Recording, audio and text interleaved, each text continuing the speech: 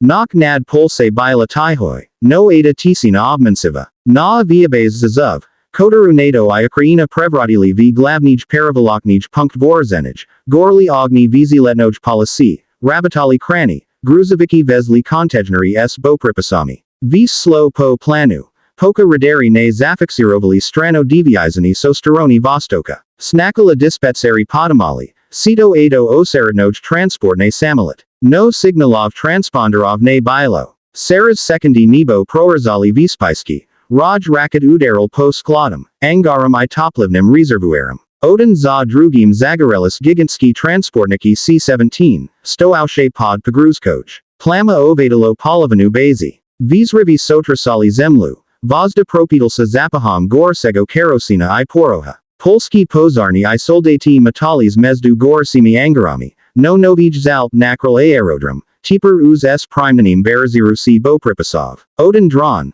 Slovno astreb, Pikiroval promo na Gruzovic s zenitnoj ustanovkaj. Udar.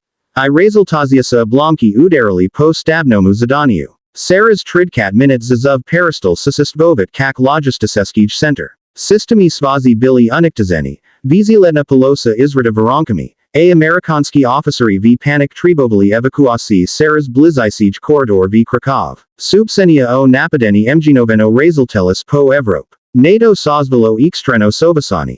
Kato osmalilsa nanasti udar po territory strani klina alanza. Sputniki zafixirovali traktori raket. I analitiki paraglanulis. Vis ukazivalo na puskas vostoknogo napravlenia. Otkuda du adago postupali predaprezdania. Tem vremenem v Kiev Kerala trivoga. Potera zesuva oznakala obrivi glavnoj lini snabzinia. Saras atu bazu shli tanki. Bopripasi. Systemi pivo I toplavo. Genstab visu v panik pital saponit, kak uderzot front bez novi postavok. Voiska na uj vostok uz osuzali nahavatku snaradov. Na ekrana zapadni telekanalov zamelkali kadre.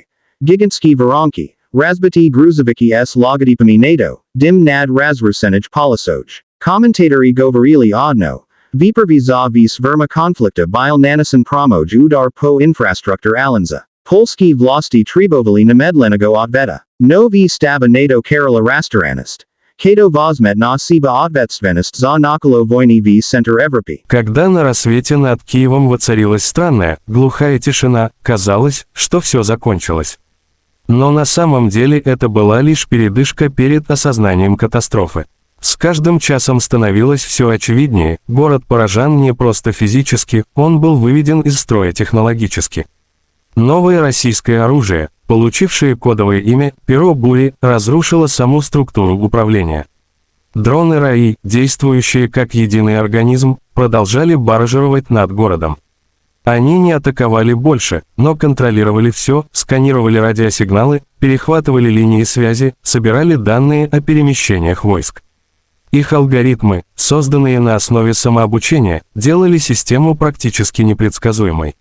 Даже западные специалисты, прибывшие на помощь, не могли понять, каким образом они функционируют. «Это не просто оружие», — сказал один из аналитиков Пентагона, «это интеллект, вышедший на поле боя». В течение нескольких часов в Киеве перестала работать половина инфраструктуры. Вода шла ржавой, электричество пропадало, транспорт встал. Люди, отчаянно пытавшиеся уехать, столкнулись с тем, что дороги перекрыты военными.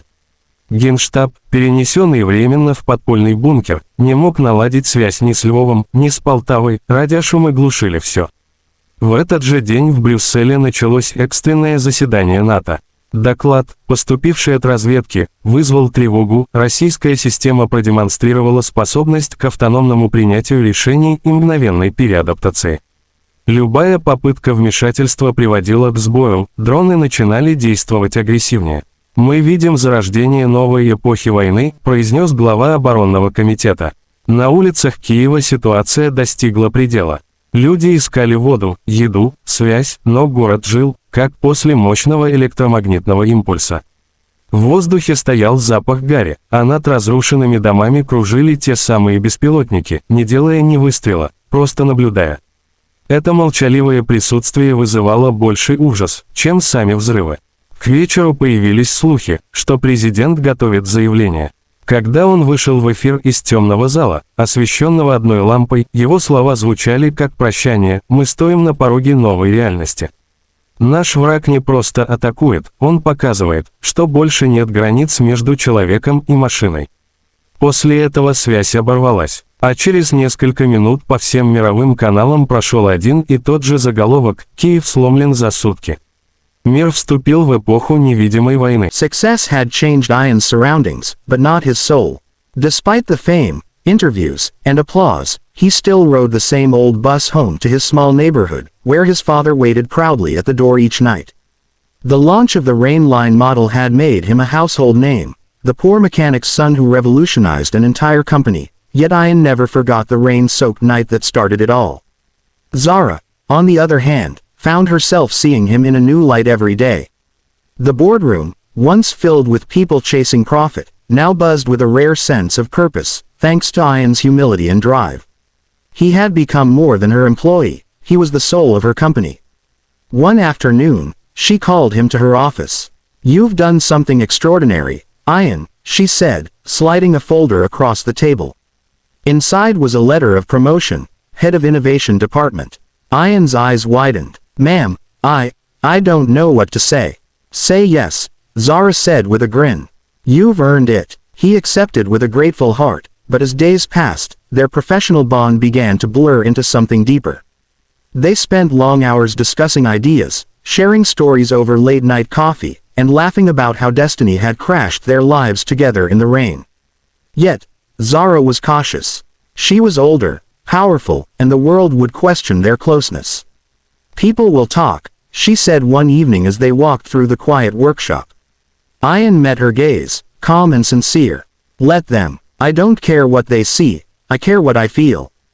Her heart faltered at his honesty. For years, she'd built walls around herself, but Ian's sincerity chipped them away, one smile at a time. One night, after a company event, rain began to fall again, softly this time. As everyone rushed for shelter, Zara paused by the entrance, looking at the droplets.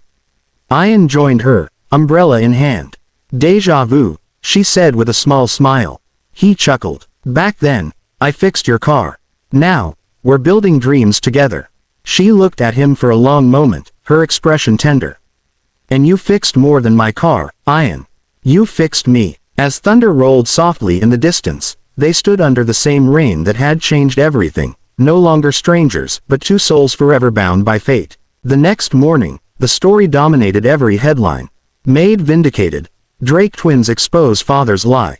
The world that once condemned Elena now celebrated her as a symbol of courage and integrity. But while the public rejoiced, the Drake estate was shrouded in silence. Alexander Drake sat alone in his office, staring at the headlines. The empire he had built on control now trembled beneath him. His son's defiance had not only shattered his pride but forced him to confront a truth he'd buried for too long. His late wife's faith in Elena had been right all along. The bracelet, the scandal, the lies, all had been a desperate attempt to protect his reputation, and in doing so, he had destroyed an innocent life.